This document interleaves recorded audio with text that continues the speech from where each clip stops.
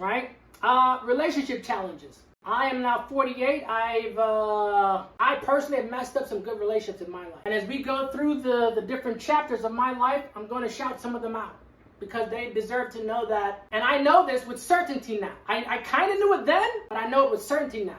It's that cliche. It's not you, it's me. 100%. I'll take the onus. Because now I know exactly why that played out the way that it did. And you looked at me like, all right, cool. Deuces. I did not want that to go like, yeah, lost some good people. People I think who did the best they could and with what they knew how to do in terms of being there, right? In terms of just trying to acknowledge, like, what is all of this? Like, what's happening? And when they could no longer put up with and or want to deal with, said, all right, well, good luck with all that. And I used to blame them for the longest. I really, really did. Because I'm like, why don't you know this? Why don't you know I'm in a state of hypervigilance? Why don't you know that I have, an issue with emotional regulation to no fault of my own? Why don't you know that? Because they're not educated on trauma, complex trauma, PTSD or CPTSD.